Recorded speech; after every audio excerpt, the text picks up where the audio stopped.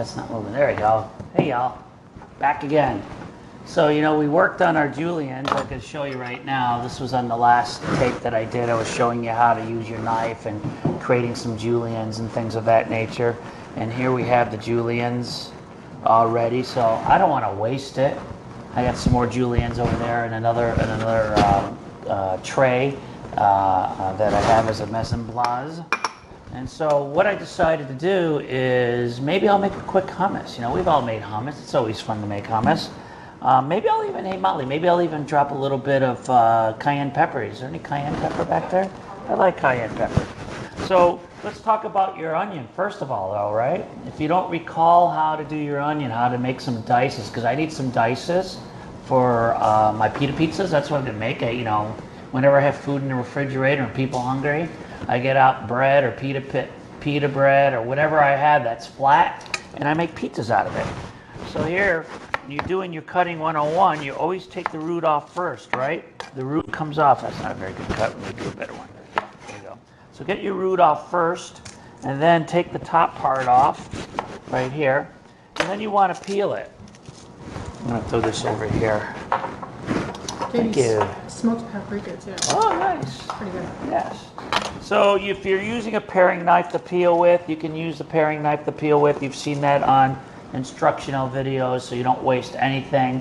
If you're in a restaurant, they prefer you to do that. Sometimes they don't. They've already taken the loss into consideration with their pricing, and they don't want you to take an extra 10 minutes a day or 15 minutes a day trying to get the onion cover off of it. They'll just have you just cut one piece off and boom, you're done.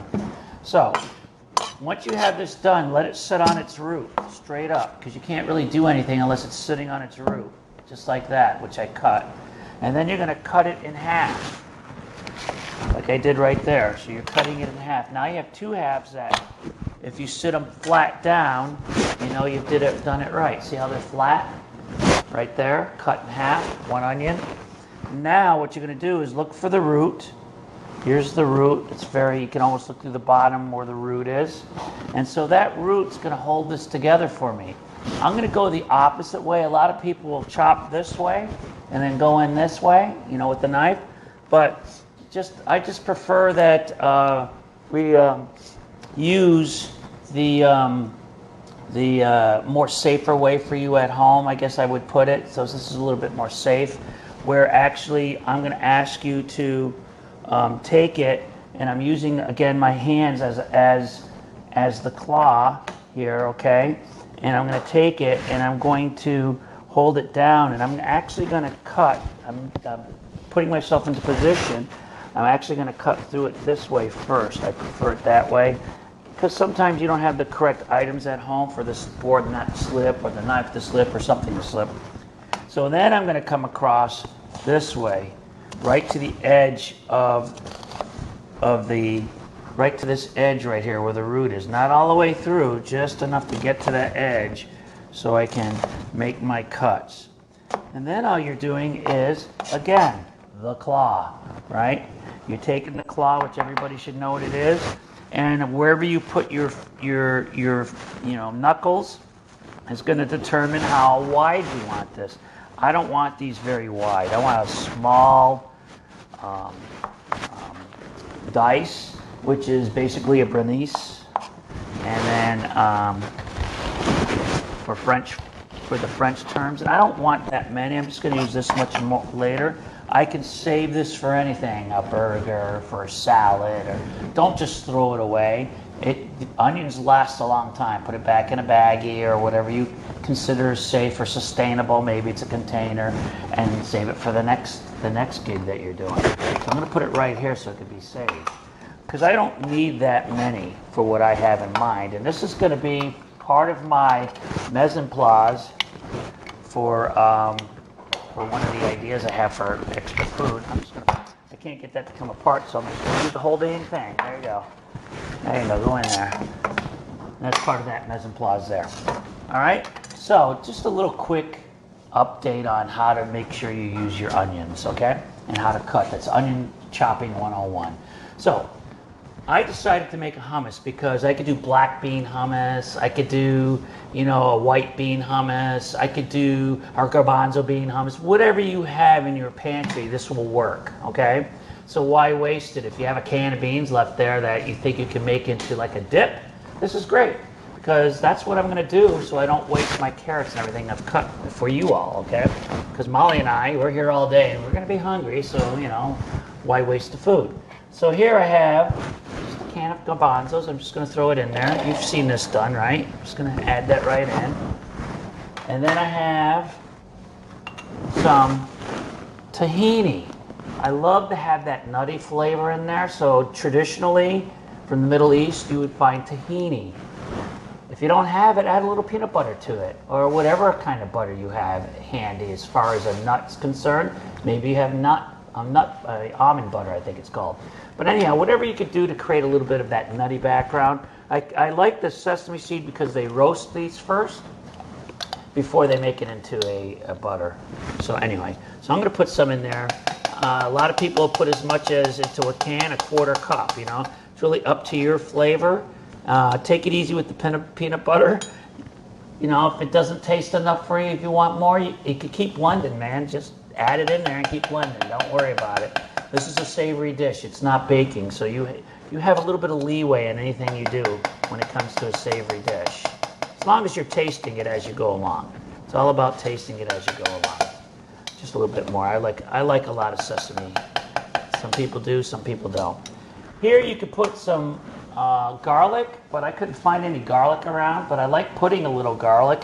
And oh, you have garlic? Well, Molly has some garlic. Look, a little. That's all I need. Just a little bit. Cool. Look at that. She had a little bit of garlic left. So you know, I'm just gonna smush this up a little bit because it's not necessary for me to do a fine chop because I'm throwing it into a blender, right? So it's not necessary to go crazy with it. So I'm just going to take my claw and I'm just going to run it through like this, just give it a quick chop so it doesn't just be one big piece hanging around in case it missed the choppers. There you go, in you go. And then also I also have a little bit of lemon juice. I was going to squeeze it right in because I like to squeeze right into it, so we'll see how that goes. And then I also have the liquid from the can. I don't use olive oil. I use it at the end as a finish. I might add a little bit of it for flavor, but generally speaking, I like to use the juice from the can or the juice from the beans that you've made. So keep that in mind. You don't have to use things that you don't need to, but it's all about flavoring. It's up to you. So this is going to get loud, as you know, in the last one, but it has to be done. So here we go. We're just going to start chopping away just to get it a little bit going. All right, I just started off a little bit, and then I'm ready to add a little bit of the juice in there, okay? So, I thought I was going to sneeze, but I didn't.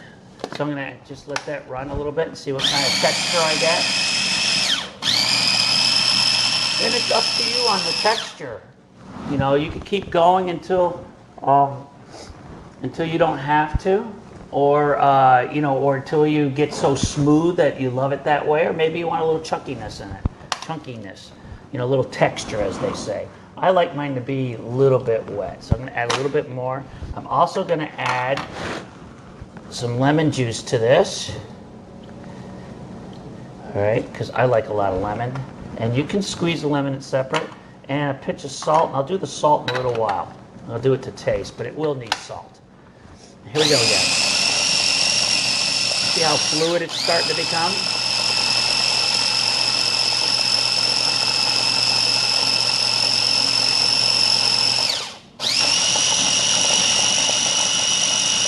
So if you have extra beans or something that you've cooked or they're in the refrigerator, don't throw them out. Do something like this, make a dip. You can do a bean dip if you're, you know, have any traditions with beans. It's a very traditional item for a lot of countries and cultures, as you know. We've talked about it in the past. I'm gonna add a little salt in there because I like a little salt in mine. And I'm going to just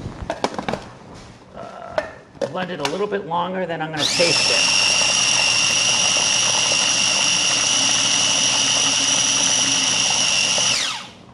So let's taste this little baby. All right, a little tasting going on. Yum.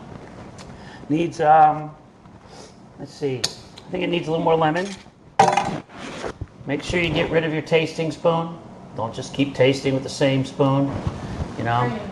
You know, none of, what's that called that you've heard me say before? No double dipping, right?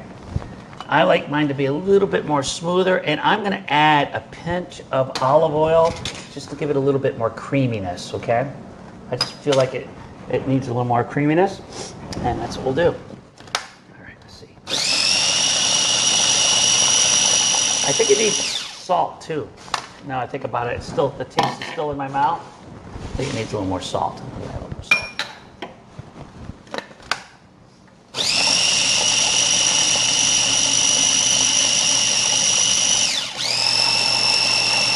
Oh yeah, look how creamy that's becoming. Oh yeah, look at that. Nice and creamy. I'm gonna take another taste.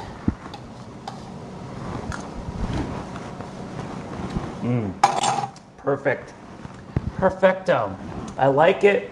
A little lemon, a little bit more salt because we're using it for vegetables, and you know how vegetables are, they love salt. So now I'm ready to plate this. So I'm gonna take some of this, I'm just gonna plate it right onto here because we're hungry, right, Molly? Yep. I'm gonna put some of this hummus in there. And I'm gonna go right to the top. All right, and I'm gonna drop it right here on the middle, right here. And then what I'm gonna do is take the cayenne. Go through the cayenne. A little cayenne on there. And then I have myself a little decoration, right? Little decoration happening. So you can see how we're working so far right here. If you can't see it. Now, let's do a finished plate. I've got all these vegetables that we're gonna eat and try out. So I'm gonna put some peppers here and some carrots that we julienned over here, right? And then some more peppers over here. You know, we don't have to fill the whole plate up completely because plating's everything. And when you take my later classes, certainly Hospitality 24 at MPC here, we really look at plating a lot. You know, plating's really important to us. You know, not just the ideas that we're coming up with, but how does it look on a plate? Does it look yummy? Is it gonna make people eat it? Is someone gonna say, oh, I gotta try that. Yes, I have to try that. And so there we go. Yeah, I can lift it up. Hopefully it doesn't fall. I'm gonna put it under my hand, and there's my plating. So it's just a quick snack. You give it to the kids. Maybe you're gonna watch a movie. Maybe you're gonna sell this to somebody. What the heck, you know, a glass of wine, charge $12 for this. Big dough. Put just a couple olives in there, bam, we made some money. Anyhow, I'm gonna put it right here for Molly. Here you go, Molly, thank you. So, that's the hummus recipe. Let me clean up and I'll show you what I'm gonna do with some of the other juliennes. I'm gonna take it a further step and chop it up, okay?